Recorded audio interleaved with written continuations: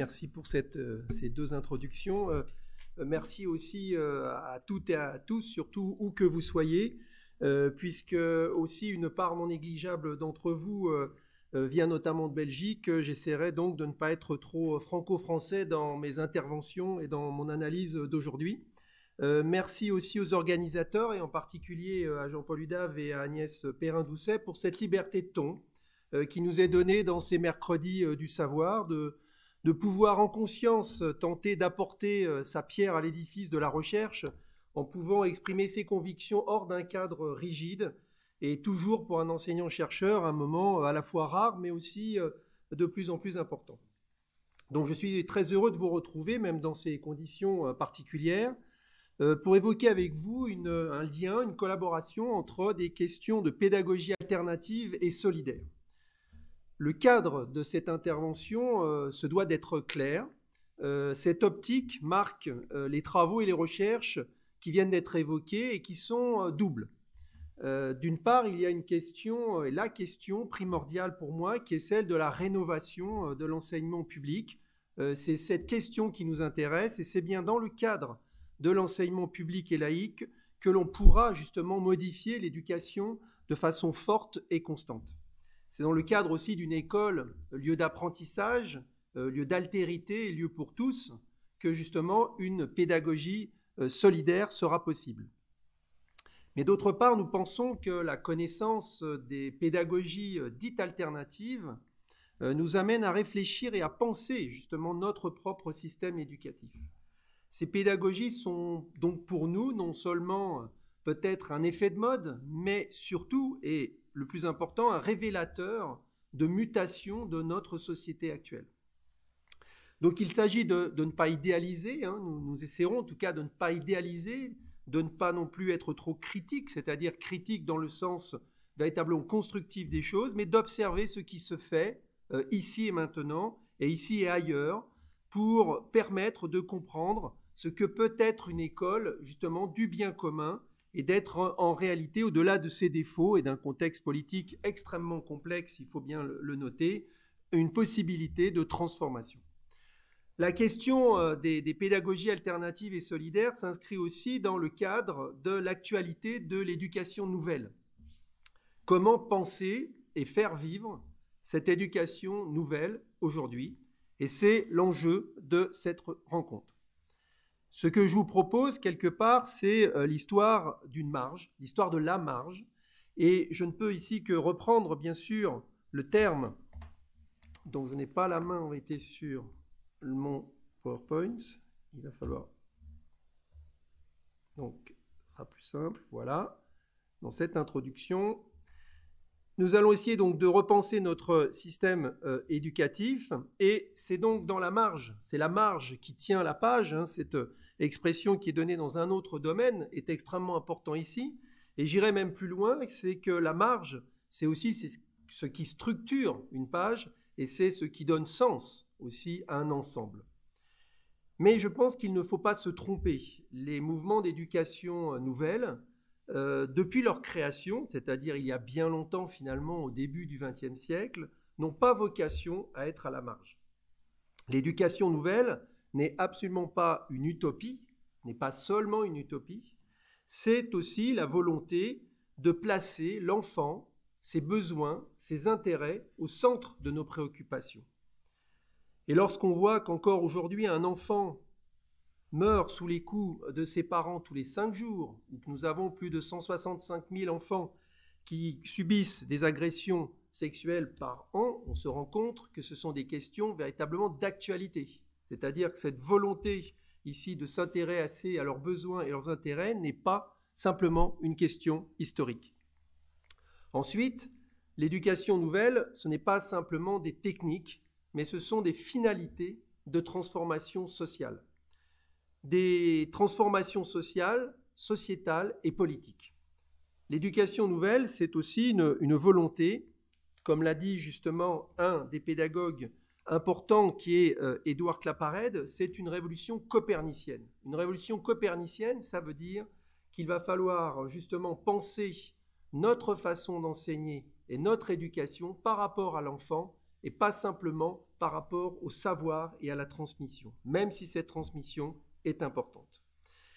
Donc, on le sent bien, la question elle est extrêmement large, extrêmement vaste, et derrière l'éducation nouvelle, on peut bien sûr la cantonner à une question historique, à une borne témoin, à un repère, mais à mon avis, nous sommes face à un courant vivant, fécond, avec des écoles qui aujourd'hui encore ne vivent pas dans la nostalgie du fondateur de ces écoles, mais qui tentent chaque jour de progresser et de développer une éducation soucieuse de l'épanouissement des enfants.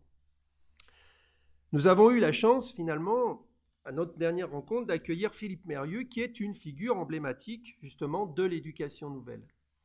Nous avons pu l'entendre, nous avons pu écouter, nous avons pu voir la force et la puissance de son verbe, mais aussi de ses convictions. Mais nous avons aussi pu noter que les deux points importants restaient l'éducabilité de tous et l'émancipation.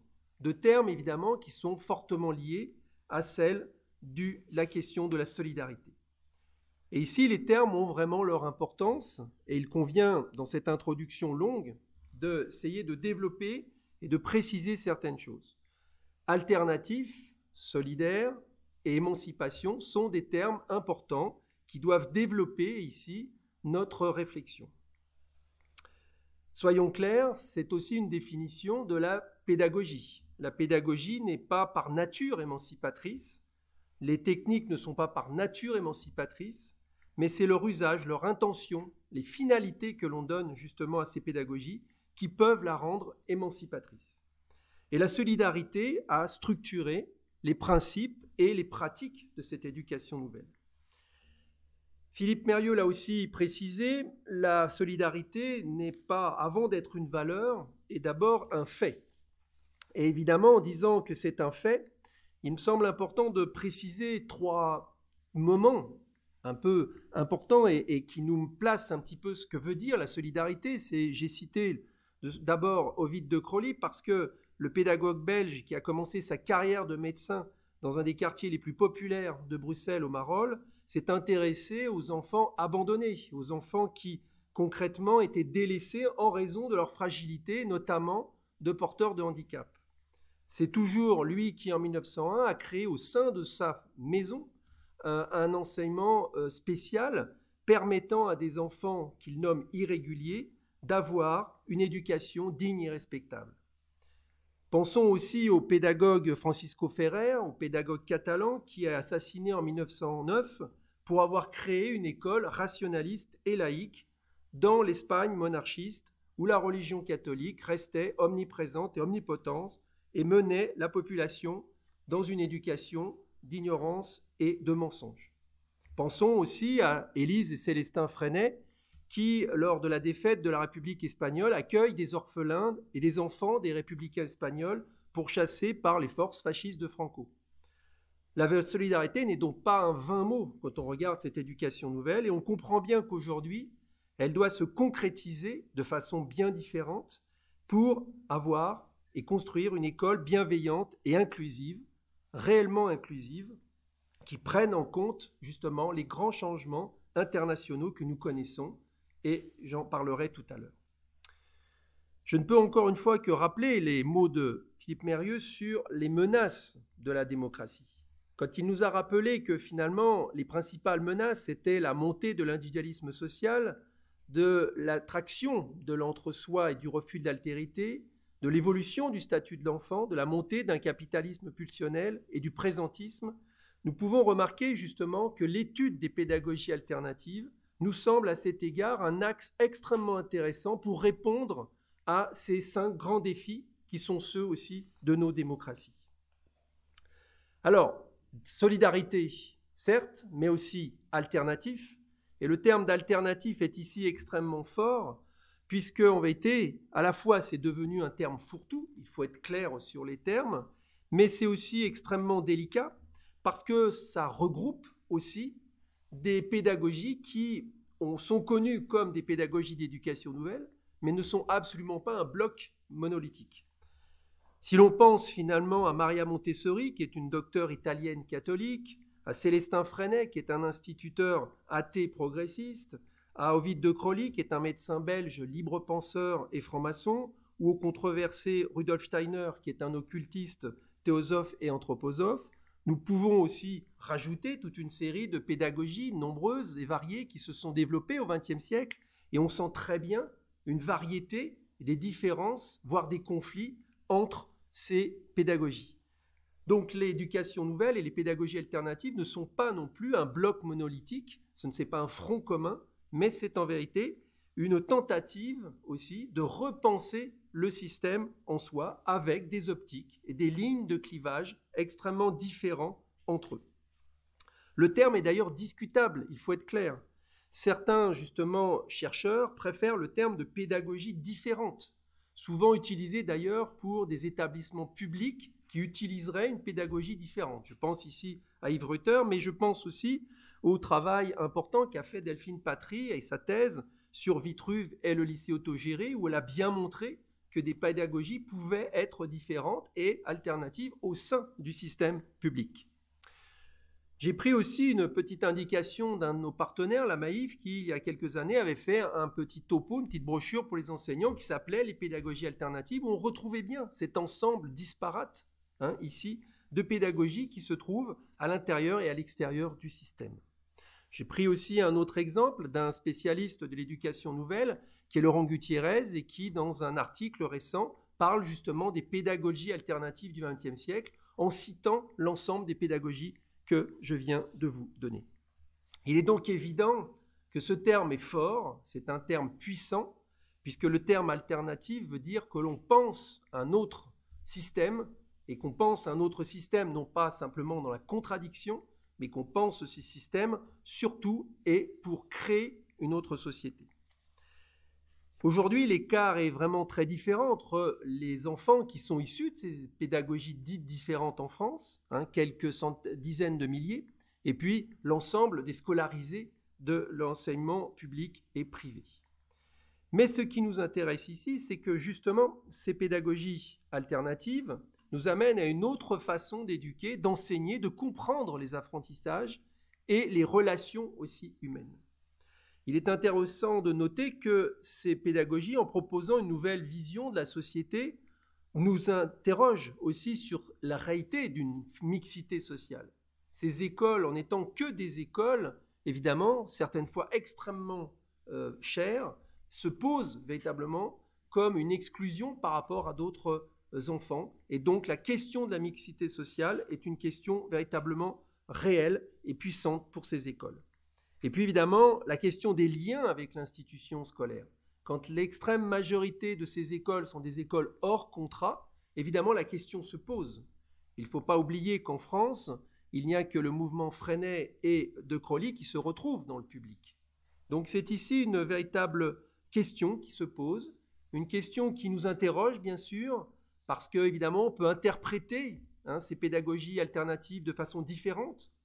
On peut estimer qu'elles sont des poissons pilotes de la libéralisation et de la privatisation de l'éducation, comme on peut penser aussi qu'elles sont des aiguillons de réflexion, d'expériences pédagogiques qui peut-être serviront ici. Et c'est un élément important qui est un faux débat quelque part, puisque en vérité, elles sont à la fois l'une et l'autre, puisque ces mouvements étant tellement disparates que nous trouverons de toute façon des militants du contournement de l'enseignement public et du refus de l'école publique, et nous trouverons aussi dans ces mouvements des militants de la transformation d'un système et d'une éducation dans son ensemble.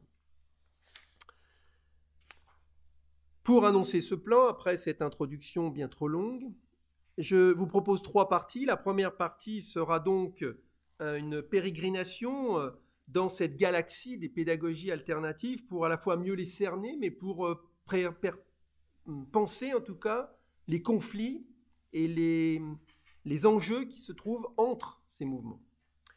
Ensuite, la deuxième partie sera l'idée importante pour moi de vous montrer que si l'on place alternatif et solidaire, on en arrive très très vite à l'urgence de ce qu'on pourrait appeler un New Deal éducatif, c'est-à-dire de repenser véritablement notre système sur certaines bases. J'essaierai de ne pas être trop long, mais d'essayer de réfléchir véritablement à cette logique d'une urgence actuelle sur quelques bases, puisque je l'ai bien énoncé, ce ne seront que quelques enjeux. Et puis pour replacer un petit peu notre logique de ces pédagogies alternatives ici, le troisième axe sera sur l'école en dehors comme une alternative éducative. Pourquoi ce thème? Eh bien sûr, parce que vous l'avez compris, le contexte actuel nous amène à un engouement, un essor énorme de cette idée d'école en dehors, souvent justement un essor pensé comme un véritable souffle avec la situation de crise que nous connaissons. Et je pense, et je ne suis pas tout seul, que justement cet essor doit aussi ne pas être un fétu de paille, mais en vérité doit continuer, doit avoir un second souffle et nous permet de réfléchir à des véritables questions que se posent les pédagogies alternatives, et notamment avec la possibilité de l'intégration de certaines pratiques dans l'enseignement public. Et Siam Sker est en train de travailler, elle est doctorante, justement sur l'intégration possible de certaines de ces questions dans l'enseignement public. Donc ici, 3 parties. Alors, comment sera structuré? Parce que je parle un peu tout seul, évidemment, ici, même s'il y a un public ici, pas nombreux, mais c'est normal, puisque c'est la logique du protocole. Donc, on va essayer un petit peu aussi de dialoguer, c'est-à-dire qu'il y aura au cours de cette conférence 2 questions que je vous poserai et vous pourrez y répondre. Et vous devrez y répondre, peut-être, ce serait mieux, parce que justement, nous essaierons ensuite de nous en servir pour notre discours. Et puis aussi, vous pouvez poser des questions tout au long ici de cette conférence, et j'essaierai d'y répondre en fin de conférence. Et Agnès Perrin-Doucet, ici, essaye de centraliser ces questions et essaiera de les classer pour que je puisse y répondre. Une sorte de cognac-jet, finalement, du XXIe siècle pour les plus anciens. Et donc ensuite, il y aura aussi 2 témoins, si on peut dire, des témoins engagés, nous verrons, en tant qu'aussi professionnels, ici, et au moment, première partie, justement, et en 3e partie, qui permettront aussi ça me permettra de dialoguer avec eux pour essayer de faire avancer aussi ces questionnements et de développer un petit peu certains points. D'abord, évidemment, la première question, qui donc s'adresse à tous les auditeurs. Je ne sais pas si on dit auditeurs, mais enfin on va dire auditeurs comme ça. Donc sur ce paradigme de l'éducation alternative, je vous propose, donc vous avez 1 minute, d'après aussi ce que j'ai compris, pour citer des noms de pédagogie alternative. Donc pendant cette minute, nous aurons ensuite un nuage qui pourra apparaître et qui nous montrera un petit peu, d'après vous en tout cas, quelles sont ces pédagogies alternatives et celles que vous connaissez. Alors évidemment, assez clairement, et c'est assez intéressant, on s'aperçoit que 2 pôles apparaissent ici dans ces pédagogies alternatives. Montessori, j'allais dire, en superstar, ce qui est à peu près ce qui est en train de se passer, puisque dans notre société, médiatiquement, en tout cas, la pédagogie Montessori est celle qui en était la plus connue et celle qui donne le plus d'écho, et celle aussi, d'ailleurs, qui tombe certaines fois sur des dérives qui peuvent être commerciales, mais aussi qui est celle qui est la plus structurée et qui, du point de vue international, a une véritable réalité. Nous percevons à travers les mouvements ici aussi, de voir le mouvement Freinet qui apparaît ensuite assez fortement.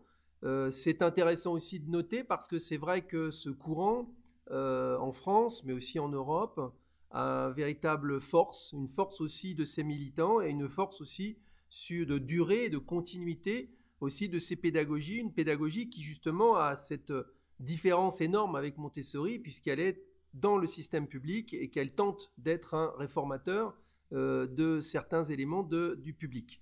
Et là, après, il y a beaucoup de mouvements. Alors, on voit apparaître aussi De Crowley, Steiner, la pédagogie Montessori. Je vois pédagogie institutionnelle, bien sûr, aussi, et des éléments de compréhension de tout ce qui peut se faire.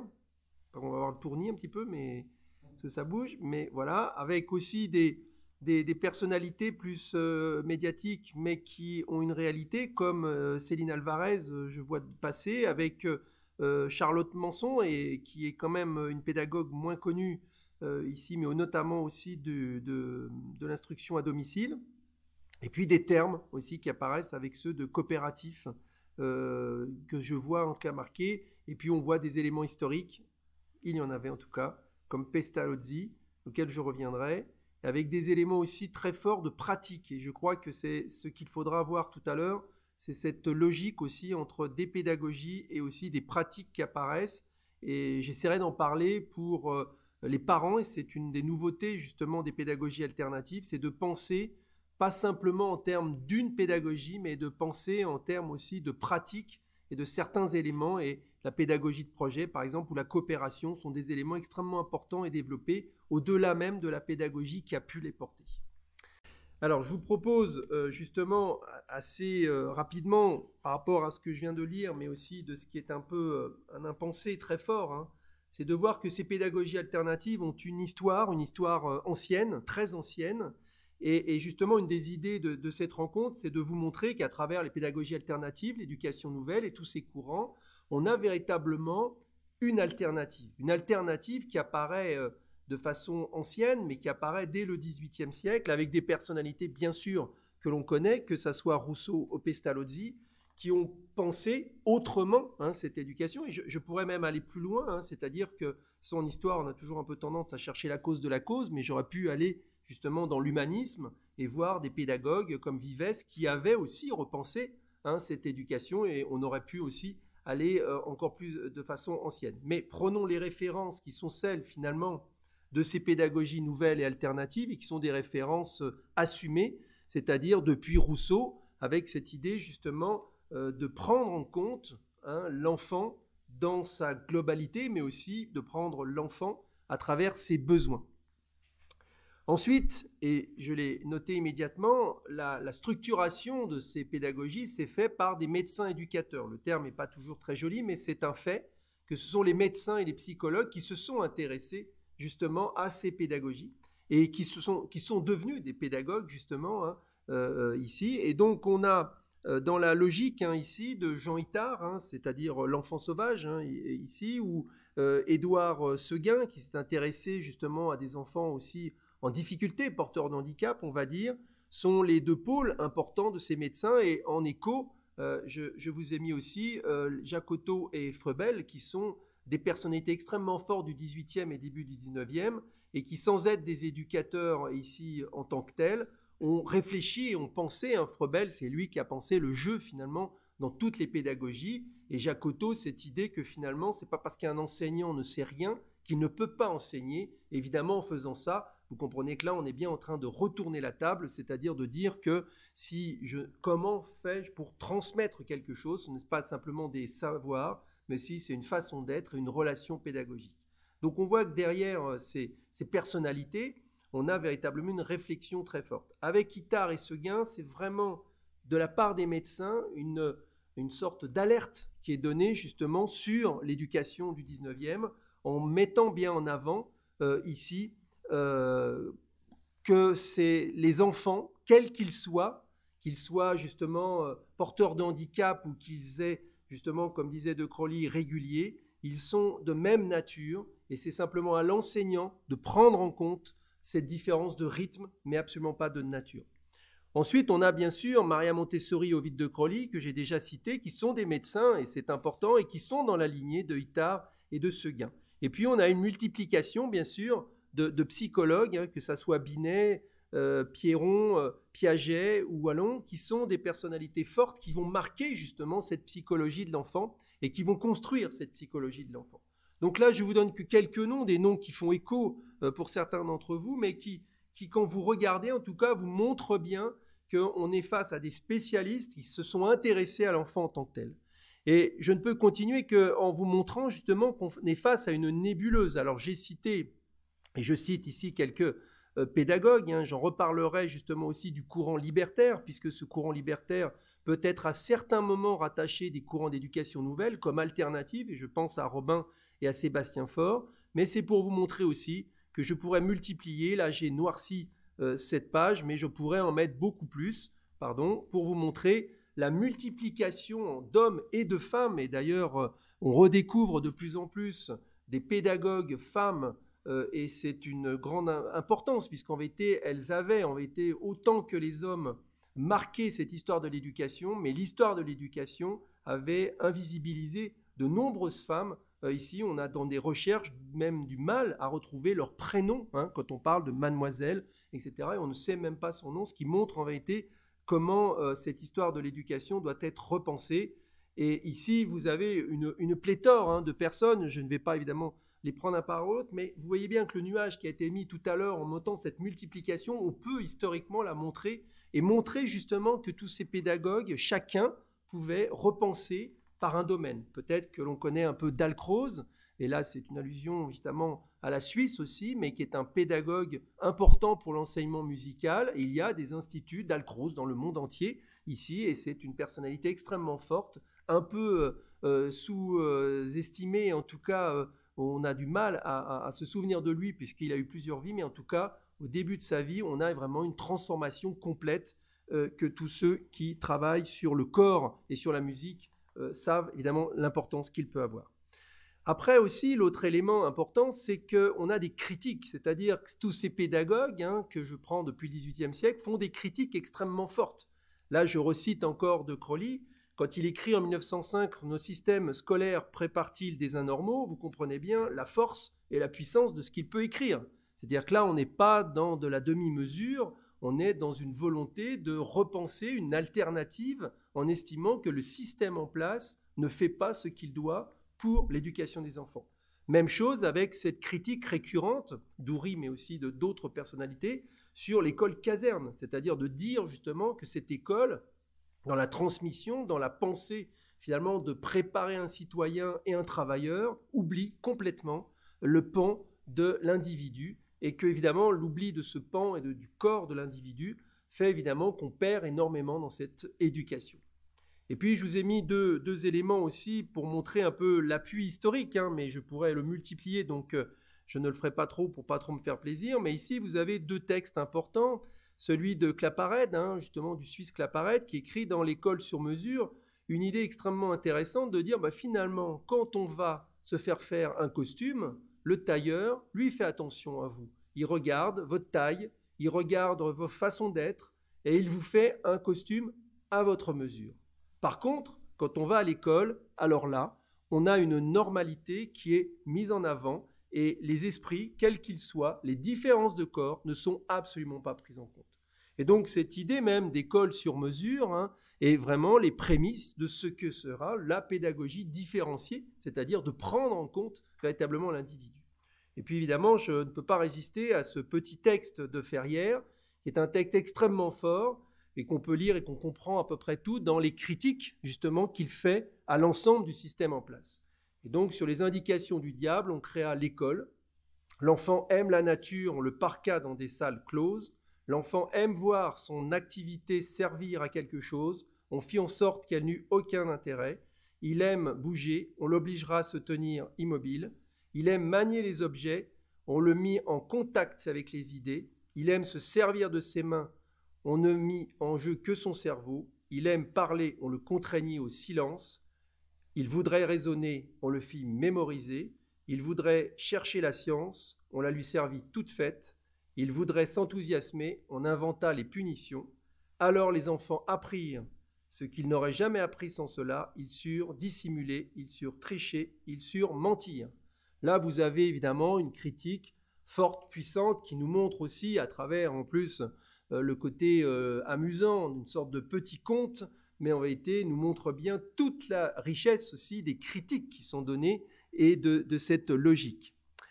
Alors ensuite, évidemment, cette éducation nouvelle a des caractéristiques, et là je ne peux que les donner rapidement, mais pour préciser les choses, d'abord la primauté à l'éducation intégrale. J'y reviendrai sur ce mot parce que je pense que c'est une des bases de transformation de notre système actuel, un mot qui est peu utilisé, ou simplement cantonné à certains groupes actuellement, mais qui pourtant marque véritablement dans le mot d'intégral, c'est-à-dire de prendre en compte l'individu dans sa totalité, de ne pas oublier qu'il a un corps et que le corps ne doit pas être simplement domestiqué en étant assis à une chaise, mais qu'il doit aussi, on doit s'en servir, qu'on doit se servir aussi de son corps dans la totalité de ses fonctions, on doit aussi penser à son mental, à ses émotions, et toutes les facettes de l'individu doivent être prises en compte. C'est une des forces de l'éducation nouvelle d'avoir mis en avant cet élément. Ensuite, les besoins et les intérêts de l'enfant. Je crois qu'il n'y a pas besoin de trop développer, mais c'est assez clair que ces pédagogies appuient sur l'idée de centre d'intérêt, c'est-à-dire de penser simplement un savoir, pas par une discipline scolaire construite, mais de savoir par un projet, par savoir comment profiter d'un élément. Quand je pense au terme d'alimentation, par exemple, je peux faire des maths, je peux faire du français, je peux faire des sciences, je peux faire absolument tout ce que je veux, de l'histoire, de la géographie, et on a un centre d'intérêt typique, justement, de la pédagogie de Crolly. Vous avez aussi un autre élément important, c'est de prendre la singularité de l'enfant. On voit bien l'idée, c'est-à-dire tout à l'heure, école sur mesure, c'est-à-dire cette idée de singularité, c'est-à-dire de prendre en compte l'individu en tant que tel. Et puis justement, ce qui est très intéressant ici, c'est de noter que cette singularité va permettre une meilleure connaissance de l'individu et d'appuyer sur une logique très forte qui est celle d'une notion très forte qui est celle de l'autonomie. Et si Maria Montessori appuie énormément sur l'autonomie, c'est justement pour montrer l'intérêt de la connaissance de l'enfant pour lui-même et aussi, bien sûr, pour les autres.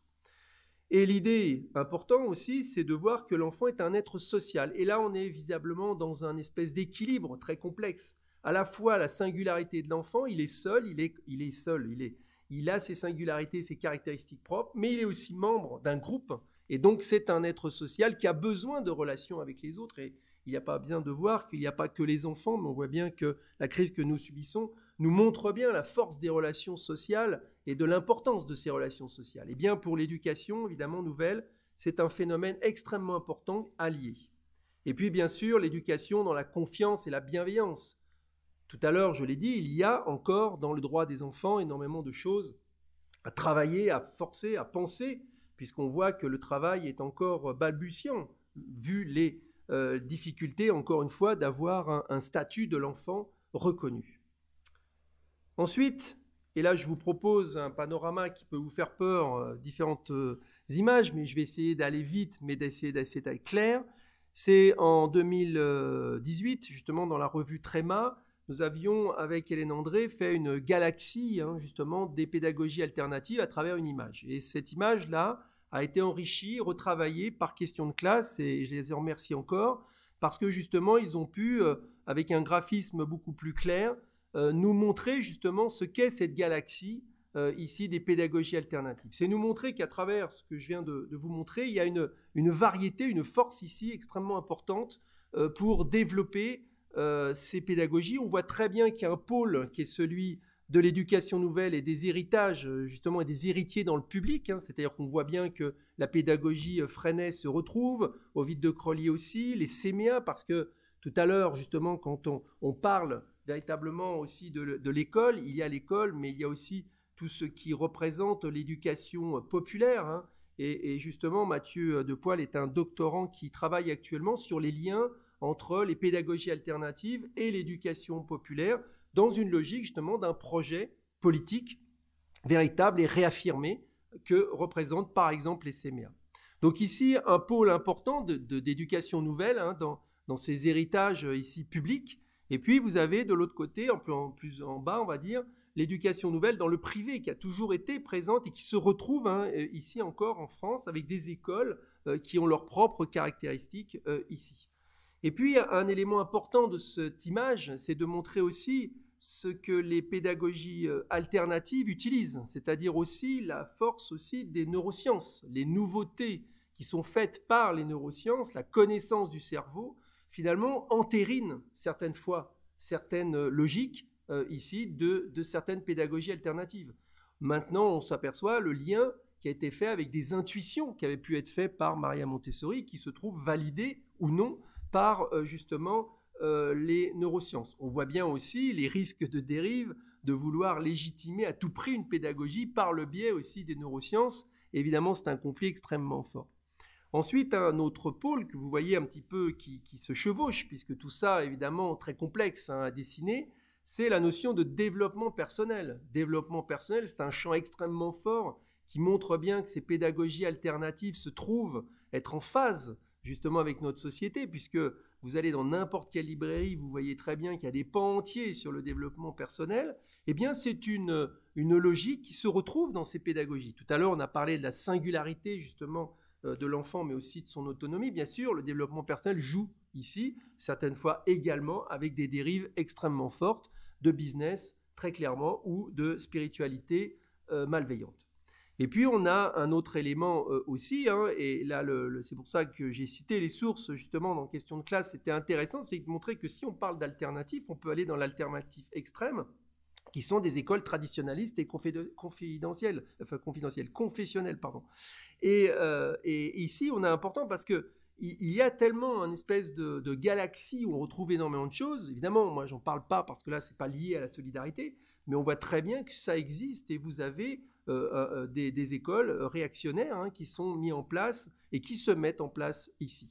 Et puis, un pôle dont on a parlé hein, justement de façon, à mon avis, un peu réductrice, même c'est sûr, de façon très réductrice, avec l'éducation familiale et l'instruction à domicile, qui est un mouvement extrêmement fort, ancien, même s'il représente que quelques milliers d'enfants, mais qui justement a une force de son militantisme hein, ici, justement, de famille hein, ici, qui pense aussi une éducation qui peut être très différente, qui évidemment a un risque d'entre-soi, hein, ce qu'on appelle justement une pente familiariste, hein, c'est-à-dire de se retrouver en famille, c'est pas toujours quelque chose qui peut être épanouissement, contrairement à ce qu'on peut dire, mais évidemment qui tente aussi certains éléments, et évidemment c'est un choix en tout cas d'être hors de l'école, mais c'est un choix qui est encore autorisé puisque l'instruction est obligatoire mais pas l'école. Et puis la galaxie, c'est pour ça que je vous l'ai mis aussi, elle est intéressante, c'est justement aussi la force de lobby, c'est-à-dire que derrière ces pédagogies alternatives, on a certaines fois des éléments qui ne nous apparaissent pas comme liés à des écoles alternatives, mais qui font que il y a ce life coaching, hein, évidemment, qui peut se mettre en avant, et on le voit très très bien dans la médiatisation, notamment des pédagogies alternatives, avec des personnalités qui visiblement s'intéressent à l'éducation, peut-être de façon... j'allais dire sincère, mais en tout cas qui aussi utilise l'éducation comme un marché. Et ça, c'est extrêmement important aussi à prendre en compte dans ces conflits, dans ces tensions et dans ces rapports de force. Voilà, tout ça nous montre un petit peu la variété. Je vais assez vite, mais c'est pour nous montrer un petit peu ce genre de choses. Ce qui est intéressant ici, c'est que vous voyez que les pédagogies alternatives, 21e siècle, on va dire ici, s'intéressent à des notions qui reprennent évidemment celles que l'on a vues avant, hein, c'est-à-dire que par exemple, le mouvement Montessori se retrouve, hein, donc c'est quelque chose qui est ancien, et donc lui, c'est de l'éducation nouvelle, ou de Crowley, ou Freinet, etc. Mais il y a des pédagogies différentes, justement, qui utilisent beaucoup le développement et l'épanouissement personnel, un peu comme une fin en soi ici, avec des notions qui sont des notions qui peuvent être bateaux certaines fois, mais qui sont aussi des notions qui ont la réalité, comme celle de bienveillance et de positivité. Le côté d'une éducation positive, ça veut aussi dire quelque chose, c'est pas simplement un fourre-tout. Et avec la notion de bien-être, évidemment, qui va jusqu'à celle même de bonheur, et aussi de choses qui peuvent nous intéresser aussi, même si elles sont critiquables sur certains points et qu'elles sont à développer et à réfléchir, de cette éducation horizontale qui souvent est liée à des apprentissages informels, comme on dit, c'est-à-dire de penser, que l'on pense et on réfléchit et on intègre des éléments de façon très informelle, non pas dans un cadre scolaire. Et évidemment, ces pédagogies ont tendance à privilégier aussi ces apprentissages dits informels. Je l'ai dit, le rôle des neurosciences et certaines fois, bien sûr, certains courants, bien sûr, sont dans une offensive contre l'école publique. Il faut aussi le dire, il y a un débat politique hein, qui se met en place. Et évidemment aussi, et je pense que c'est le plus important même à retenir, c'est aussi le rôle des familles. C'est-à-dire qu'à travers les familles ici, nous avons une logique importante de prise en compte ici des parents dans cette pédagogie, dans ces pédagogies. Et donc justement, pour développer un peu, je vous propose d'avoir un dialogue hein, justement avec Anaïs Juste, qui est justement à la fois parent, ici maman d'un enfant scolarisé dans une école alternative, qui est aussi engagée sur la question de la place des enfants dans la société, notamment grâce à un blog, enfin un podcast plutôt, qui s'intitule « C'est quand qu'on va où ?» Et donc je lui ai demandé de venir justement pour nous préciser certains éléments hein, de compréhension ici. avec des questions extrêmement simples. Hein. On va essayer de faire ça assez rapidement, mais pour dialoguer, évidemment, la question qui vient assez vite à l'esprit, c'est justement pourquoi on met ces enfants dans une école dite alternative. Ce qui s'est passé pour moi très concrètement, et je ne peux pas prétendre être représentatif de tous les parents qui sont dans cette situation, c'est que j'ai eu un petit garçon qui m'a posé très tôt des questions sur le sens de l'école, de passer ses journées à l'école, donc autant sur les rythmes que sur les matières, voilà. Et au bout d'un moment, face à toutes ces questions, j'ai essayé de trouver des réponses. Il y a parfois des moments où je n'avais pas du tout de réponse. Et, et pour lui, en fait, le rythme scolaire, c'était quelque chose qui était assez difficile, notamment quand il est entré dans les apprentissages formels, donc l'écriture, la dictée, tout ça. Euh, et il avait un âge, 4 ans et demi, 5 ans, 6 ans, où il était un peu difficile parfois de lui répondre, bah, c'est comme ça, c'est pour ton bien, c'est la société qui veut ça, il faut faire. Et donc les questions qu'il me posait très concrètement, c'est maman, moi, ce que j'aime, c'est la récréation. Alors pourquoi on a 2 heures de cours, une demi-heure de récréation, puis 2 heures de cours? Est-ce qu'on pourrait pas avoir 2 heures de cours, 2 heures de récréation? J'aimerais passer la journée avec toi. Pourquoi est-ce que je suis obligée d'aller à l'école aujourd'hui et toi travailler, etc., etc. Et c'était sans fin. Et c'était un moment aussi où moi j'étais peut-être en quête de sens. Et, euh, et je pense que dans une idée de, alors pas forcément d'égalité, mais d'équité, de traitement, je me suis dit, ben, il se pose des questions, je me pose des questions, on peut peut-être essayer d'y répondre ensemble et trouver des solutions ensemble.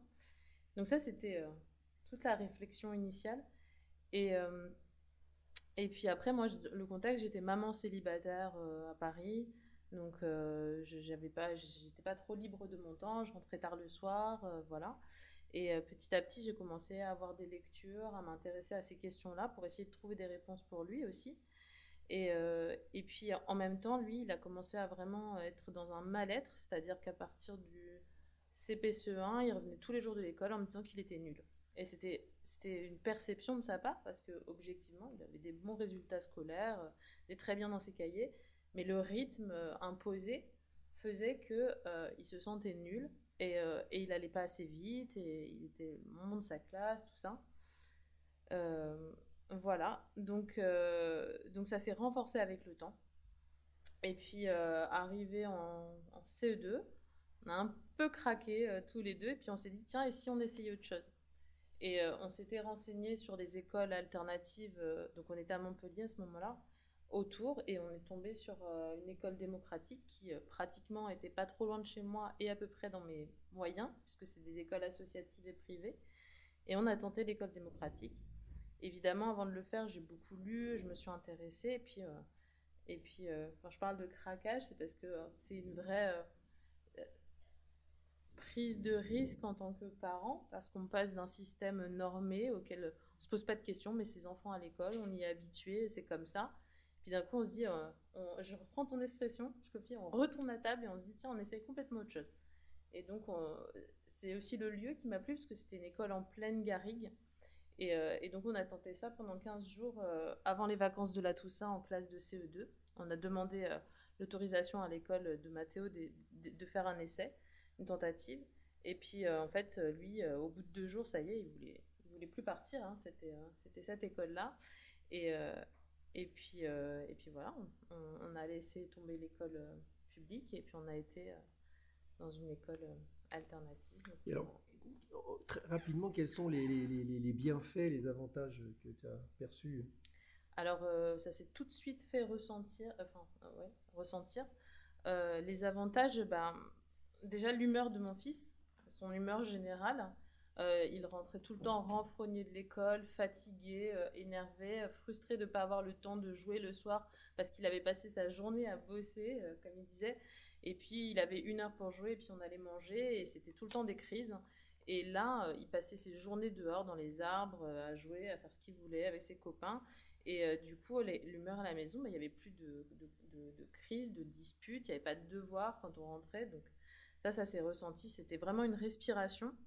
Les avantages pour moi, en tant que maman, c'est que je me suis retrouvée dans un milieu associatif avec une forme de coéducation, euh, quelque chose que j'avais pas dans le système institutionnel classique, c'est-à-dire que surtout avec les lois les lois Vigipirate, où en fait on se retrouve très souvent à la grille de l'école et on ne peut pas vraiment rentrer dans l'école et participer. Là, on était avec d'autres parents, il y a eu beaucoup de discussions avec le personnel, avec les enfants, donc ça c'était assez chouette. Pour lui, c'était d'être toute la journée dehors. Donc sur le plan physique, il faisait de l'escrime à ce moment-là. Il dépotait, quoi. Toute la journée, il était dehors, il courait. Donc quand il allait à l'escrime, il s'essoufflait pas. C'était voilà. Et puis les adultes aussi étaient formés beaucoup à la communication non violente. Donc on sentait vraiment qu'il y avait... Mon fils ne regardait plus les adultes dans les yeux. Et au bout de quelques temps, il s'est remis à parler normalement aux adultes avec un rapport plus d'égal à égal. Donc ça, c'était chouette. Voilà.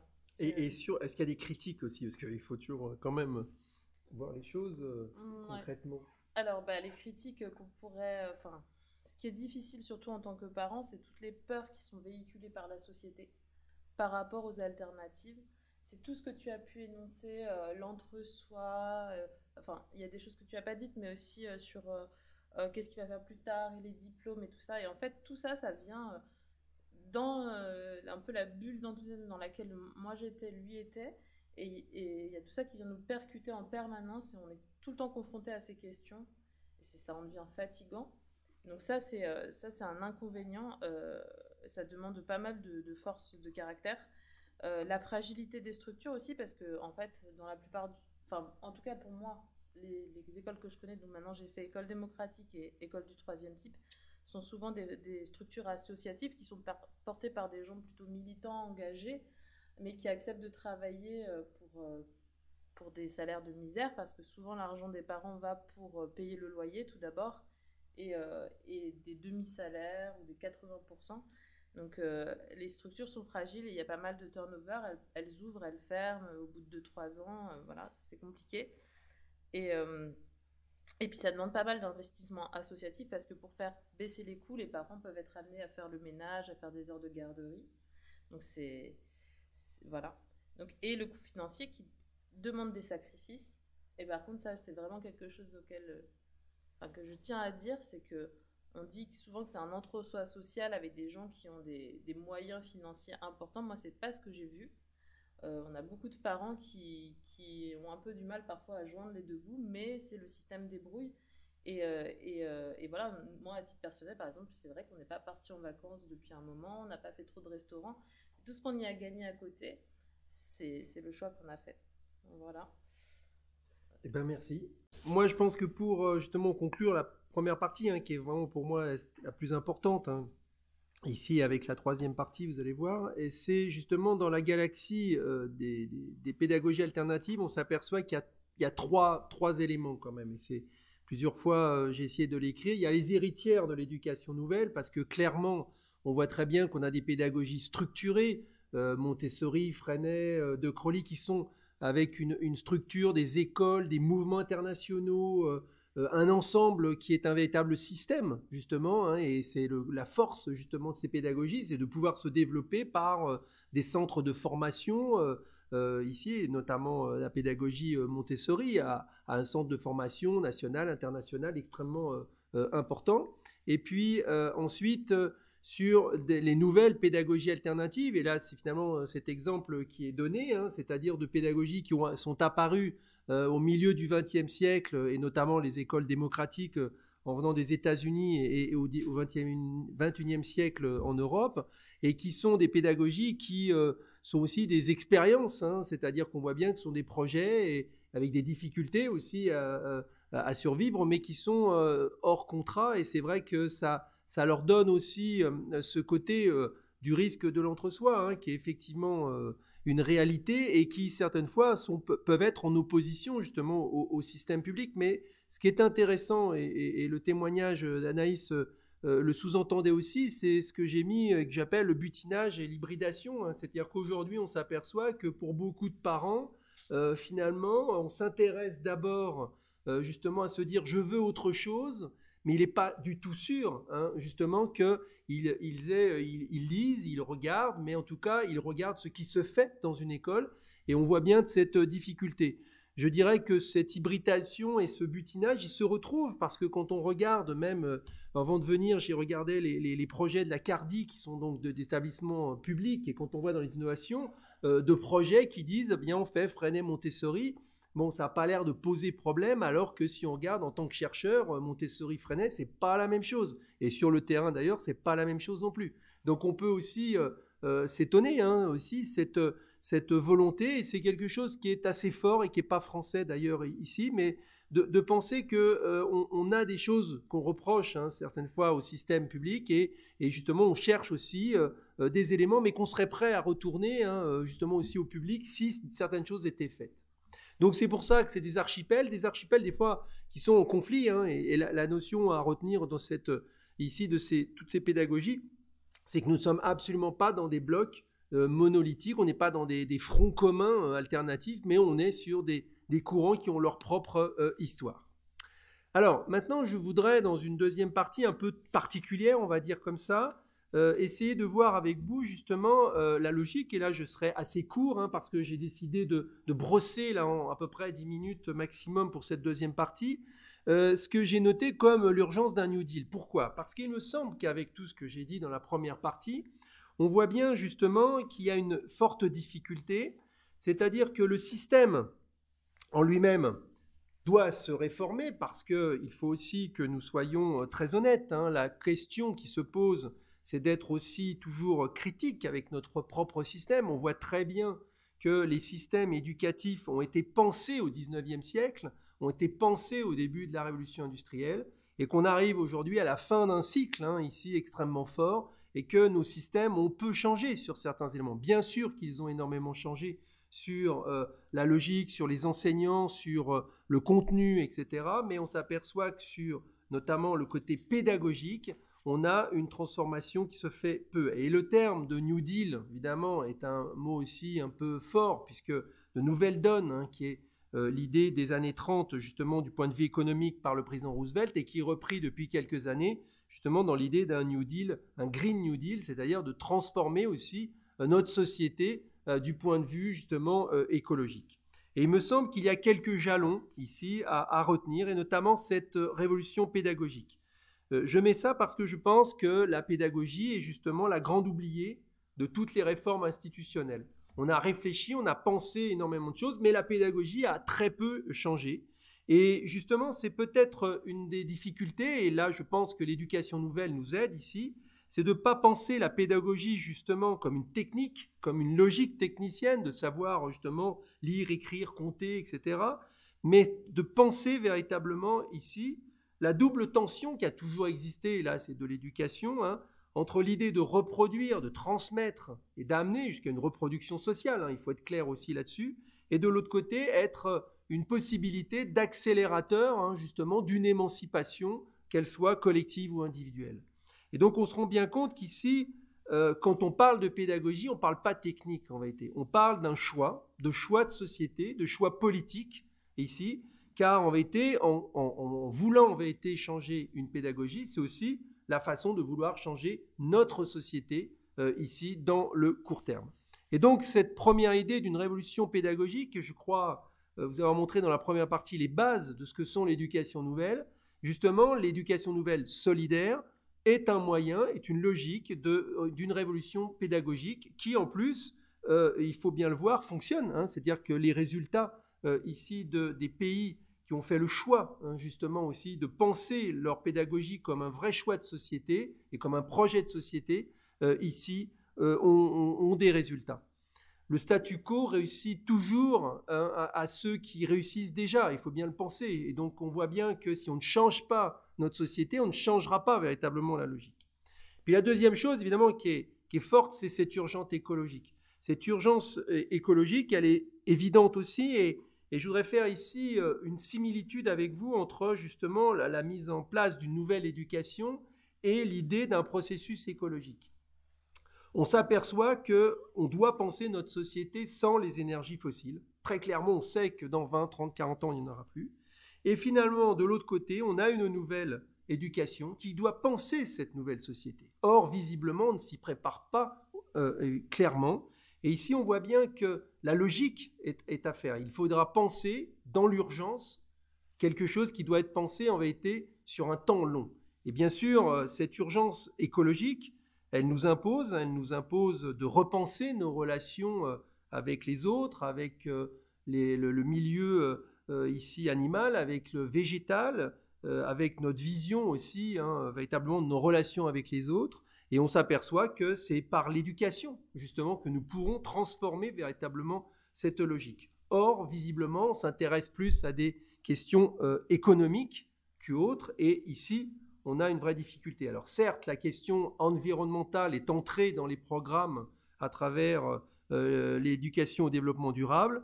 Mais là, ce que j'entends essayer de dire, c'est qu'il faut repenser véritablement cette idée de pédagogique à travers l'urgence écologique. Et ça veut donc dire, et nous y viendrons tout à l'heure dans la troisième partie, sur une école en dehors qui transforme aussi la forme scolaire et notre relation avec la nature.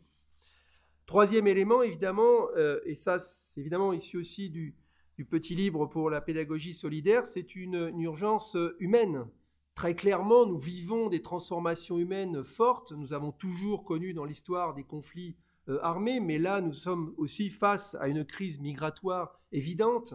Et il est à noter quand même que de la façon inacceptable dans laquelle nous accueillons en réalité les populations qui fuient leur pays et contraintes de fuir leur pays, nous montrent véritablement une transformation nécessaire aussi de notre éducation. L'altruisme, l'entraide, la coopération, ça s'apprend. Et il est évident ici que même l'idée de lutter contre toutes les croyances, contre tous les complotismes, amène à un développement de l'esprit critique. Et il est très clair aussi que un New Deal pédagogique, c'est mettre en avant cette idée d'entraide et de fraternité qui sont des notions importante, et Agnès Perrin, je pense, sera d'accord là-dessus, dans l'idée d'une émancipation humaine. Donc cette idée très forte ici d'urgence humaine, c'est de penser aussi et de réfléchir à une lutte en vérité contre des croyances ici qui pourraient être faites et qui nous permettraient de repenser aussi notre façon d'être avec les autres. Tout à l'heure, quand on parle d'avoir une éducation qui prend l'individu dans sa totalité et comme un individu social, ça veut dire ici quelque chose dans cette logique.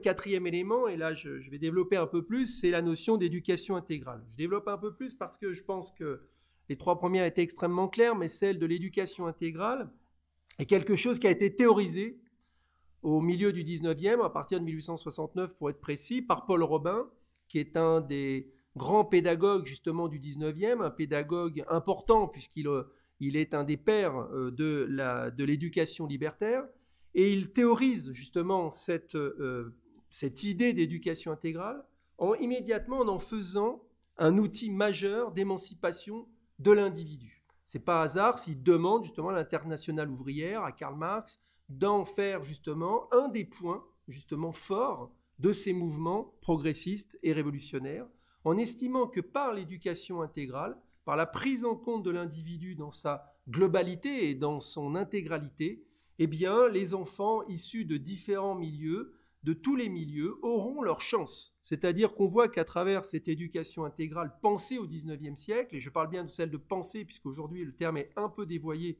il faut être clair, eh bien, nous avons ici une pensée véritable, construite, qui nous permettrait en vérité de prendre en compte. Quand on pense justement que le corps est une dimension oubliée de notre système, eh bien justement l'éducation intégrale de Paul Robin, qui a pu mettre en place aussi cette idée d'éducation intégrale. Il faut voir qu'on a quelqu'un qui est un leader anarchiste, mais qui devient inspecteur de l'éducation primaire quand la République se met en place, et à qui Ferdinand Buisson lui permet de diriger un orphelinat pendant plus d'une dizaine d'années, où il va mettre en place des éléments reconnus, comme par exemple des chorales, de la musique, etc., et de la danse, en mettant garçons et filles ensemble, de tout âge, c'est-à-dire évidemment des éléments inacceptables pour l'Église de l'époque, et en 1894, il sera obligé de fermer son établissement devant la pression justement réactionnaire. Donc nous avons ici historiquement quelque chose qui a existé, mais aussi, et c'est ce qui me semble intéressant ici, c'est de voir que cette éducation intégrale, elle peut être pensée dans notre système. C'est-à-dire que tout ce que je viens de dire là, ici, n'apparaît pas nécessairement révolutionnaire aujourd'hui. On prend en compte, mais on ne le prend pas assez.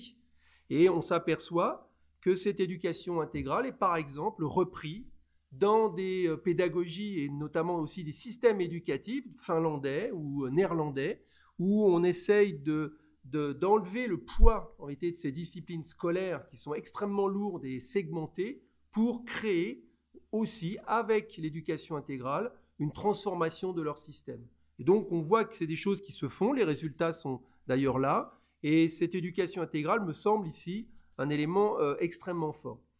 Cette deuxième partie, vous voyez que je l'ai pensée en réalité de façon très différente par rapport aux autres, parce que je pense que là, c'est plus un élément de réflexion par rapport à la première partie, qui nous montre bien aussi les conflits qui peuvent exister entre des pédagogies alternatives, sur les lignes de fracture aussi qui peuvent exister, et sur la possibilité aussi de notre système d'intégrer aussi des éléments faits dans ces pédagogies dites alternatives, et notamment d'éducation nouvelle, puisque c'est l'élément qui me paraît le plus fondamental. J'en viens aussi maintenant à la troisième partie, donc vous voyez que je suis arrivé à regagner mon retard. Ici, avec une deuxième question, ici, qui est de citer des termes qui évoquent pour vous l'école en dehors. Donc, de façon assez forte, évidemment, le mot nature apparaît en premier, donc là, on va dire heureusement. Vous auriez mis classe, j'aurais été un peu inquiet, mais donc ça veut dire que la question a été bien comprise. Donc ici vous avez, il y a un retour son simplement, mais ça c'est pas, voilà, c'est fait. Donc ici vous avez bien sûr beaucoup de questions liées à la liberté, l'observation, forêt, autonomie, coopération, corps, découverte de la nature, manipulation.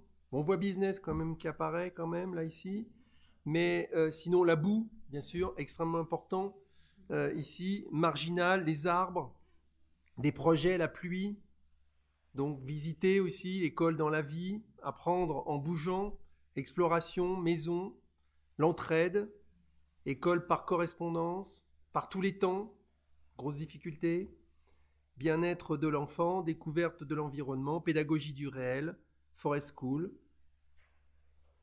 et je vois aussi découverte de la nature et pédagogie du réel. Je trouve intéressant ici, c'est la variété de tout ce qui est mis, et il faudra qu'on d'ailleurs on le garde pour le retravailler.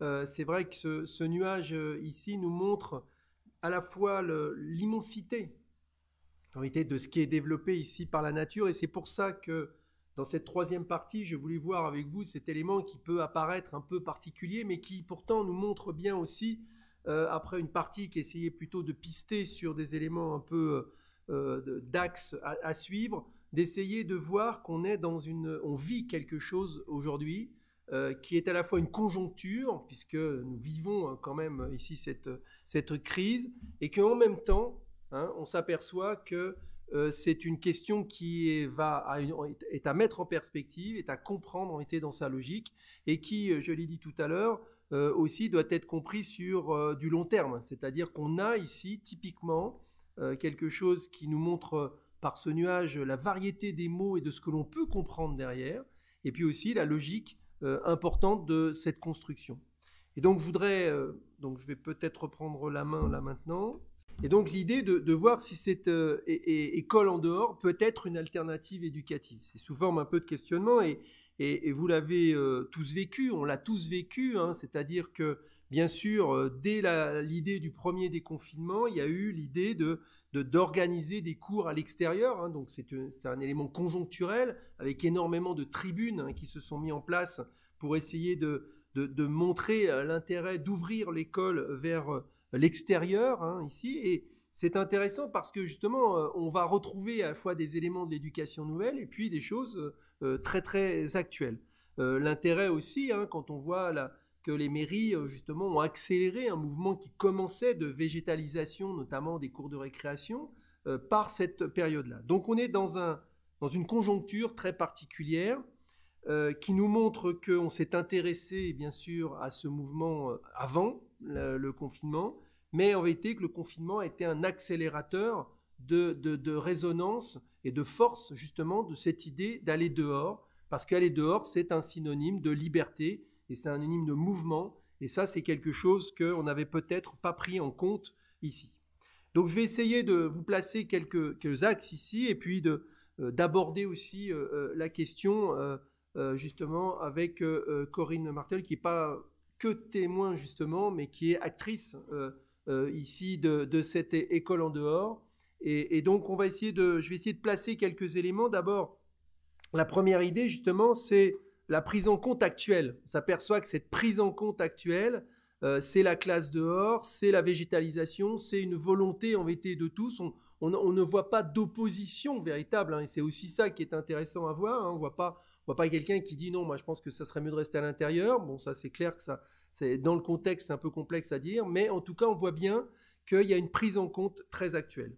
Deuxièmement aussi, c'est que nature et bien-être, hein, ce sont des bienfaits qui sont reconnus. C'est-à-dire qu'il est important de noter que le bénéfice justement d'une reconnexion, en tout cas, ou d'une connexion des enfants avec la nature, est perçu dans de nombreuses études, plus d'ailleurs anglo-saxonnes que françaises, pour l'instant, sur l'idée, en tout cas, de bienfaits pour la santé de l'enfant, de toute personne, mais de l'enfant, et puis aussi de la possibilité d'agir. Hein. Tout à l'heure, le mot manipulation est arrivé, j'ai vu aussi observation, etc. On voit bien qu'à travers l'idée de nature, on a l'idée d'expérience qui se met à l'avance, et de jeu aussi, parce qu'il y a un côté ludique extrêmement fort, de courir, de chanter, d'écouter, de sentir, donc des verbes d'action ici qui sont extrêmement forts.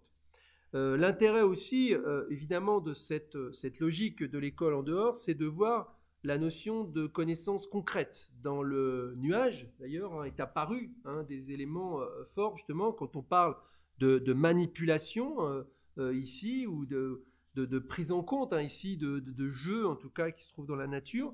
On a surtout l'idée, je crois qu'on va y revenir tout à l'heure, hein, sur l'idée d'une pédagogie par la nature. C'est-à-dire que la nature n'est pas tout, c'est un environnement, mais il y a une notion très forte de pédagogie, c'est-à-dire que ce n'est pas simplement être dans la nature, hein, mais c'est à partir de la nature et avec la nature, dans la nature, mais certaines fois aussi en lien avec cette nature, de pouvoir faire des connaissances concrètes d'observation, d'analyse, de validation, hein, ici, et de lien justement avec les apprentissages. Et donc l'idée évidemment très forte aussi, et ça reprend des éléments de l'éducation nouvelle, c'est de chercher la motivation. C'est-à-dire on voit bien qu'en allant, tout enfant en allant dans la nature, il y a une motivation qui est relativement aisée en tout cas, et un intérêt assez immédiat pour s'intéresser à des éléments et d'être en phase justement de façon assez positive pour développer des apprentissages. Donc le terme ici d'expérience ici est important, avec des principes de base évidemment qui sont celui de plaisir aussi, hein, et je ne l'ai pas vu, alors, mais dans les bulles peut-être qu'il était mis, mais souvent quand même la notion d'école en dehors, la notion de plaisir est mise en avant, et ça c'est assez fondamental, hein, de se dire que justement le travail scolaire n'est pas toujours mis en avant avec la notion de plaisir, et que justement les pédagogies nouvelles développent ce genre de choses en essayant de montrer que l'effort, hein, n'est pas contraire justement au fait d'un plaisir qui peut être donné. Et puis là j'ai remis exprès les deux éléments qui me semblaient importants, de celui d'une éducation intégrale. Quand on est dans la nature, quand on pense quelque chose, bien sûr on peut se servir de l'histoire, de la géographie et des sciences, mais on va évidemment être dans une pédagogie de projet ici extrêmement forte. Bien sûr aussi la relation avec son environnement est un élément fondamental pour mieux se connaître et être capable justement de repenser un petit peu son lien avec les autres. Alors juste pour préciser, c'est que c'est une histoire qui est extrêmement ancienne, c'est-à-dire qu'on s'aperçoit que et l'éducation nouvelle et ce qui s'appelle les écoles de plein air se sont intéressés justement à cette éducation hors de la classe. Les pédagogues d'éducation nouvelle avaient tendance à dire justement que la classe était un pis-aller, c'est-à-dire certes on peut rester dans la classe pour des apprentissages, mais qu'aller sur le terrain, aller dehors pour expérimenter, on avait évidemment un plus, un élément extrêmement fort. Il suffit de penser à Freinet avec des classes promenades, il suffit aussi de penser à même la devise d'Ovide de Crolly, qui est une école pour la vie, par la vie, c'est-à-dire justement aussi d'éléments concrets qui doivent être pris en compte et de liens avec les animaux, avec un potager, etc. Donc on a ici cette logique ici qui pourrait être développée constamment sur cette éducation nouvelle ici, avec l'idée aussi peut-être moins connue des écoles de plein air. Et ça c'est assez intéressant parce que ces écoles de plein air, c'est un mouvement extrêmement fort dans les années 1920-1930 qui a touché le public et qui fait que par exemple, là je vous ai mis quelques photos parce qu'il y a évidemment photographie, il y a les images d'une école mythique qui est celle de Suresnes qui va être mise en avant et c'est les images que vous avez sur votre droite. On voit une photo de l'époque et aujourd'hui puisqu'elle existe encore, où on voit une tentative justement de transformer véritablement la salle de classe, mais mettre les enfants vers l'extérieur. Donc Suresnes c'est près de Paris, donc c'est pas franchement un climat favorable, mais l'idée de, au moment où on a envie d'ouvrir et de permettre aux enfants d'être dans le travail, parce que si vous regardez la salle de classe est relativement similaire à une salle de classe classique, mais le fait même d'être dehors, en tout cas, ou d'avoir ce lien direct avec l'extérieur, avec de pouvoir sentir, d'avoir le vent, etc., donnait déjà une idée d'une pédagogie différente. C'est pas simplement aller en forêt, mais c'est aussi cette logique et d'une école très particulière. Puis du côté gauche, je vous ai mis deux éléments là, qui sont importants ici, parce que cette école dite dehors, elle a été structurée aussi depuis le XXe siècle. On peut penser d'ailleurs à un des pédagogues libertaires que j'ai juste cité tout à l'heure, qui est Sébastien Faure, qui dans La Ruche, qui est une expérience pédagogique extrêmement forte, faisait la plupart de ses enseignements à l'extérieur. Et donc là, on a une image justement d'une façon différente d'enseigner. Et puis bien sûr, être à l'extérieur, et c'est le dessin qui se retrouve, enfin l'image qui se trouve en bas, évidemment, c'est aussi de penser d'être en lien dans un rythme biologique aussi avec l'extérieur. Et notamment, là, ça vient surtout d'une pédagogue qui s'appelle Pichler et qui est hongroise, c'est-à-dire de faire des siestes pour tous à l'extérieur, qui est un élément fort et qui est un élément important des débuts d'après-midi et qui se retrouve d'ailleurs aussi à un moment dans la pédagogie de Crowley, c'est-à-dire de permettre à chacun de se reposer à l'extérieur pour se ressourcer, pour avoir des éléments aussi à prendre en compte. Ces images vous montrent simplement que ce n'est pas simplement ici une lecture scolaire qui peut être faite ici de cette éducation en dehors, mais c'est bien de repenser en vérité le lien entre l'individu avec l'extérieur et de repenser ce lien avec l'extérieur ne veut pas dire qu'à certains moments on ne peut pas être à l'intérieur ici, mais c'est une façon de délibérer, de penser les choses. Donc, dans ces mouvements, vous avez ce qui s'appelle des forest schools, qui sont des écoles forestières et qui se sont développées, par exemple, en Angleterre de façon extrêmement forte depuis une dizaine d'années, donc qui n'ont pas attendu le confinement et qui, aujourd'hui, ont théorisé des principes extrêmement forts pour essayer de faire cet ensemble. Voilà, et je voulais placer ça parce que maintenant, j'aurais voulu justement entrer dans un dialogue et vous proposer justement une réflexion en invitant justement Corinne Martel à me rejoindre, qui est conseillère pédagogique donc, pour l'Hérault et pour en sciences et pour l'éducation au développement durable, et qui est en même temps directrice du Centre de ressources éducation nature. Donc Corinne, à la fois, je vous ai dit, c'est un témoin, mais c'est aussi quelqu'un qui est engagé dans toutes ces questions d'éducation dehors, et d'ailleurs, ce n'est pas un scoop, mais nous terminons un ouvrage qui devrait bientôt sortir sur cette question. Et donc, je vais demander de venir justement pour avoir son œil de professionnel sur une vue un peu plus générale des choses, avec une première question de savoir si tu observes véritablement un engouement, en tout cas, pour cette école dehors. Oui, j'observe un engouement. Alors, ça fait à peu près 3 ans maintenant que je suis sur ce poste. Et c'est vrai que je travaille avec de nombreux enseignants de l'ensemble de l'Hérault. Alors ce poste est adossé quand même à la maison départementale de l'environnement, c'est quand même important de le dire parce qu'il offre 240 hectares de garrigues pour accueillir des classes au niveau du domaine de Restinclière. Mais je travaille également sur demande et sur projet dans toutes les classes de l'Hérault. Voilà, c'est possible. C'est-à-dire qu'à ce moment-là, les enseignants proposent des projets qui peuvent être soit de travailler sur des aires terrestres éducatives, mais également concrètement sur des projets de classe dehors. C'est-à-dire que je vais intervenir avec elles une fois par mois environ. Alors, elles peuvent continuer à faire beaucoup plus de séances que ça, de classe à l'extérieur des murs de classe, d'école. Voilà. Donc, ça peut être dans un jardin, mais ça peut être dans un parc, ça peut être en forêt, tout milieu naturel possible. Voilà. D'accord. Et justement, là, la deuxième question qui est justement, c'est pour ça que j'ai bien dit que tu étais une professionnelle, c'est justement comment tu analyses cet engouement, justement, au-delà de l'engouement en tant que tel, comment tu le vois? Alors, je pense que c'est pas nouveau en fait. Beaucoup d'enseignants pratiquent déjà l'enseignement à l'extérieur des murs de classe. C'est vrai que l'aspect crise sanitaire a augmenté et peut-être a donné plus envie aux enseignants de se lancer parce qu'ils hésitaient un petit peu, mais au moins dehors, ils pouvaient enseigner comme ils le souhaitaient. Maintenant, je pense que vraiment enseigner dehors, et à l'aide d'éléments naturels, c'est-à-dire contexte, forêt ou autre, leur permet d'aborder différents types d'apprentissage, de travailler en pédagogie de projet, c'est-à-dire qu'en gros, je les accompagne, mais pas que pour faire des sciences ou du développement durable. On va pouvoir travailler le langage, les mathématiques concrètement, c'est-à-dire que les enfants vont pouvoir manipuler. Beaucoup de maternelles travaillent avec la pédagogie Montessori, on trouvait totalement un sens là-dedans. Mais maintenant, il y a également les classes de cycle 2 et cycle 3 qui développent de nombreux apprentissages, mais en histoire géo, en géologie, mais vraiment dans toutes les matières, toutes les disciplines. D'accord. Ouais. Et alors maintenant, parce que c'est une des questions, et là c'est pour ça que j'ai été très vite moi de mon côté, là, c'est comment tu conçois justement cette idée d'une éducation, enfin d'une école, en tout cas on va dire dehors, mais justement les liens avec les apprentissages. Parce que entre nous, on voit très bien que dans le premier moment, en tout cas d'engouement, on voit bien que pour beaucoup, c'était sortir pour sortir, parce que quand on a vu ce qu'on a connu, et évidemment le déconfinement nous amenait plutôt à dire qu'il fallait sortir et jouer, crapahuter, etc. Mais là, justement, maintenant qu'on pourrait penser justement cette école dehors comme une véritable alternative, justement, comment on peut voir par rapport aux apprentissages? Comment tu vois les choses un petit peu?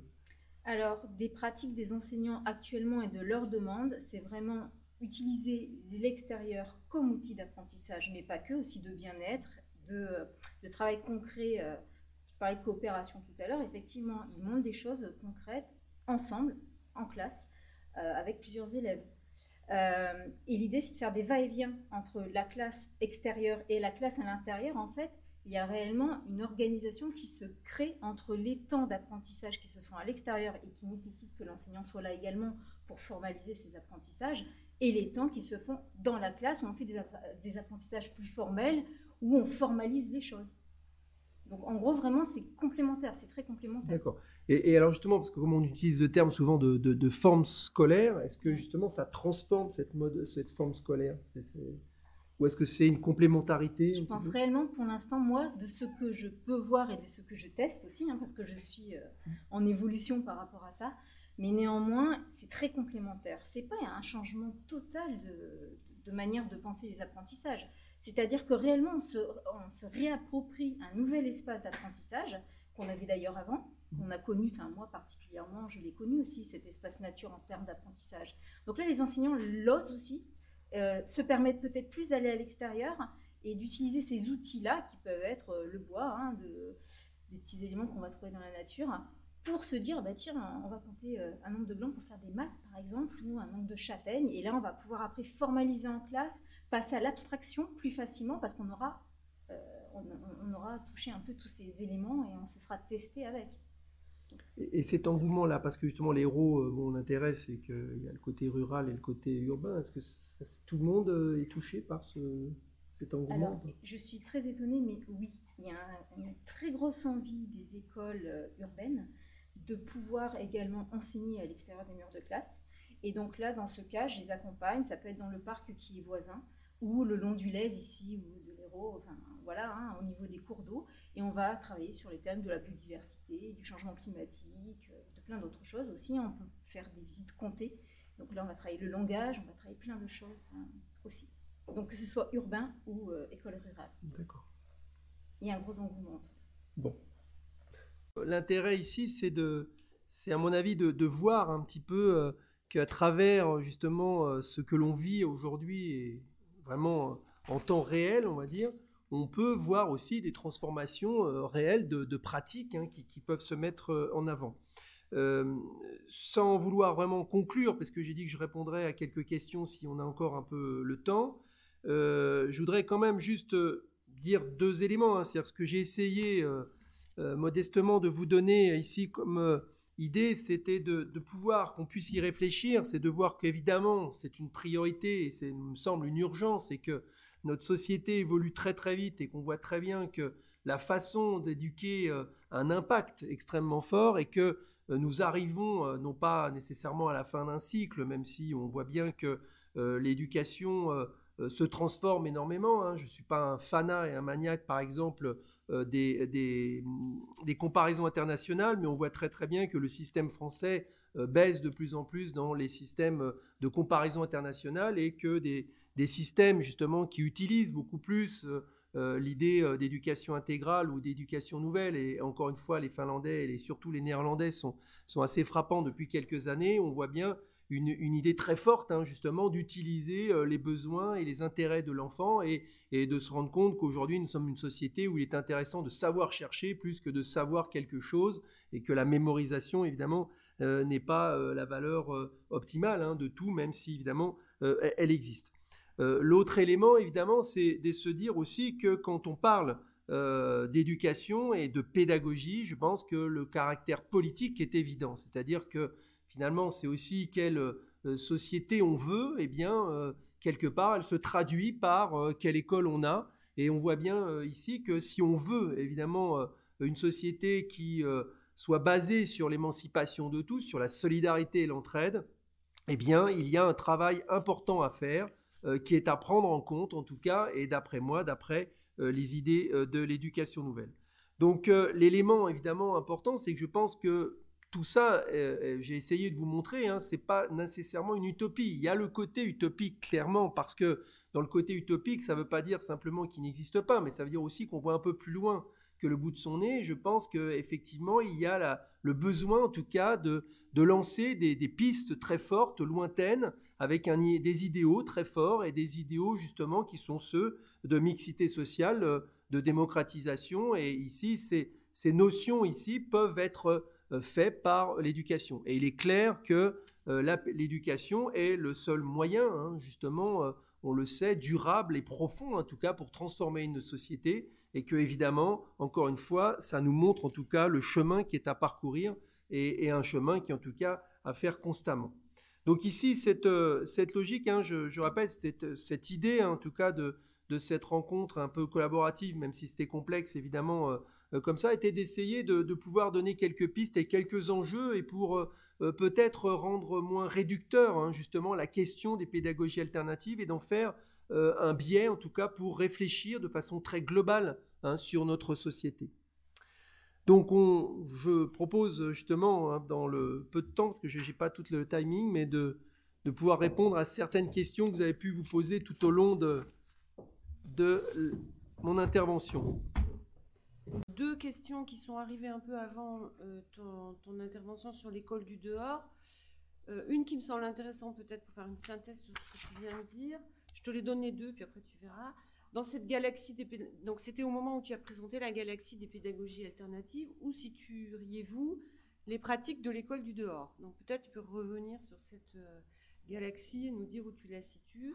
Et puis une question sur l'école en dehors du confinement. Alors quelqu'un qui a joué un peu sur le lien entre école du dehors et confinement, se disant que finalement l'école du confinement, elle est quand même très différente de l'école du dehors que tu as décrite. Hein.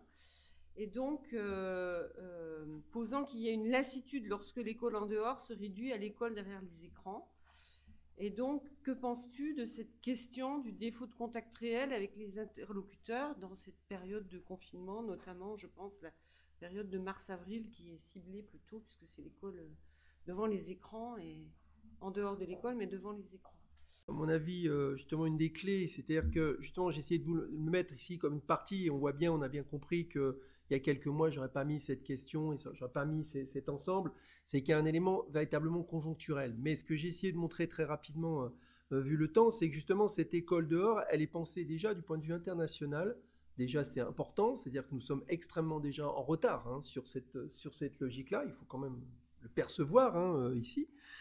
Justement, dans ce qu'a dit Corinne aussi, c'est qu'il y a un engouement, et c'est toujours intéressant quand même, parce que rien ne se fera sans les enseignants, il faut quand même être logique là-dessus, et clairement ici, et les enseignants ont très bien compris la logique aussi de certains éléments de transformation, et on voit très bien qu'il y a une soif, il y a une envie, en tout cas, et que cette école dehors, dans la conjoncture, évidemment, il y a un engouement. Bon, à partir de là, je pense que l'engouement, évidemment, il est à structurer, c'est-à-dire qu'il est à comprendre, il est à être logique, etc. L'intérêt ici des galaxies, des pédagogies alternatives et clairement les pédagogies d'éducation nouvelle ont repensé immédiatement la logique, en vérité, de l'éducation et pas simplement de justement ce qu'on appelle la forme scolaire classique. Cette forme scolaire qui justement impose en permanence justement des enfants dans une classe nous montre la nécessité en vérité de sortir, pas pour sortir, mais de sortir selon les besoins, selon les objectifs qui peuvent être mis. Et donc, elle s'insère totalement. Alors, je l'ai mis justement aussi dans cette rencontre parce que justement, l'intérêt, et je l'ai dit au début, pour moi, c'est la rénovation du système public. Et je pense qu'ici, justement, on a un biais qui peut être intéressant parce qu'il repose véritablement la question de la forme scolaire classique et il repose véritablement aussi certaines bases, notamment celui du poids des disciplines scolaires dans notre système. On voit très bien qu'aujourd'hui, faire passer un enfant de 45 minutes à 45 minutes ou de 55 minutes ou 55 minutes dans le secondaire, évidemment, est un non-sens. Il faut le dire clairement, est un non-sens intellectuel. Faire travailler un enfant après avoir mangé alors qu'il est en train de digérer, on peut faire ce qu'on veut, mais il est comme tout le monde, et donc on sait très bien que ça ne se passera pas de pareil. Donc il y a des éléments à prendre en compte, une espèce de rythme biologique, et donc justement, cette école dehors amène ça. Alors donc après, la deuxième question, c'est peut-être moi qui n'ai pas totalement saisi, mais c'est vrai que bien sûr que là, à la période du déconfinement, on va dire comme ça, et du confinement a exacerbé certains éléments. Ce qui fait que, évidemment, là, on n'était pas dans le mode de la réflexion, on était vraiment dans le mode, justement, de la force. C'est pour ça que j'ai précisé qu'il y avait eu beaucoup de tribunes. Il y avait beaucoup de tribunes, on voyait bien dans la presse, où il y avait « sortons », etc. Et c'est mis de façon un peu pulsionnelle. Et il est temps, justement, d'y réfléchir précisément pour, justement, être un moyen de transformation, à mon avis, de la façon d'enseigner dans l'ensemble du système. Alors, une remarque qui me semble intéressante, évidemment. À quand les pédagogies alternatives dans le supérieur, donc pour enseigner dans le supérieur, si j'ai bien saisi, et notamment à l'INSPE. Et puis une autre question, donc ça c'est une remarque que je trouve intéressante à entendre, peut-être tu pourras y répondre, mais pour une question qui peut-être ouvrirait une deuxième conférence, donc je vais la poser parce qu'elle me paraît aussi vraiment riche et intéressante. Qu'advient-il des questions pédagogiques dans les lieux où on est en permanence en situation d'urgence politique, d'instabilité à long terme, et où on se bat plutôt pour le droit à l'éducation que le choix de l'éducation, en fait. Tu vois que c'est quand même une question Bien sûr. À laquelle tu ne pourras pas répondre en 3 minutes, je pense. Alors justement, pour cette question, j'y répondrai pas, enfin je vais le dire après, mais alors pour l'histoire, sur la question du supérieur, bien sûr que c'est une vraie question. C'est une vraie question, en vérité, de continuité de cette évolution. Et d'ailleurs, là, je vais prendre un exemple qui n'est pas l'exemple français, mais qui pourrait être justement l'exemple belge et néerlandais, c'est le développement d'établissements secondaires alternatifs. C'est-à-dire que visiblement, l'enjeu est là, c'est-à-dire que ces pédagogies, qui sont des pédagogies certaines fois actives, on va dire prendre comme ça, quand j'ai parlé d'hybridation d'écoles justement qui ne sont pas ciblées nécessairement sur une pédagogie, ont très bien compris qu'elles n'ont pas à se cibler sur le primaire et la maternelle simplement, mais que l'idée est justement de repenser l'éducation sur l'ensemble de la scolarité et donc d'aller jusqu'à la fin du secondaire, au moins jusqu'à la fin du secondaire, parce qu'il y a aussi une différence très forte, c'est qu'il faut le dire, c'est que certes, le supérieur a beaucoup de choses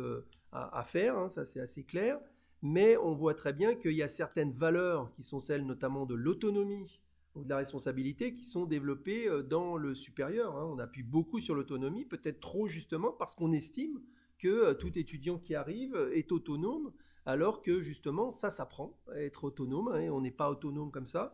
Et donc c'est vrai que là il faut apprendre à balayer devant sa porte, et c'est vrai que le supérieur a un travail très fort dans cette idée de continuité, justement de repenser notre façon. On voit bien aussi que nous avons été, comme tout le monde, interloqués par le premier confinement, et que le deuxième confinement a nécessité aussi de de repenser un peu notre façon d'enseigner. Nous en sommes encore une fois qu'au début, mais c'est vrai que c'est quelque chose qui est non seulement important, mais qui est dans la logique de ce qu'on est en train de se dire. C'est-à-dire qu'on sait aujourd'hui on n'apprendra pas simplement à l'école, mais qu'en vérité, on aura un apprentissage tout au long de sa vie. Et donc, c'est vrai que même, j'allais dire, ça va plus loin que le supérieur. Hein, c'est-à-dire que ça demande aussi à la société de comprendre qu'on doit en permanence, certaines fois, faire même des pauses et reprendre des connaissances. On est dans des sociétés du savoir et ça, c'est une évidence. Donc là, c'est clair ici, mais c'est vrai que ça serait un vrai sujet aussi de cette transformation du supérieur. Et puis pour la deuxième,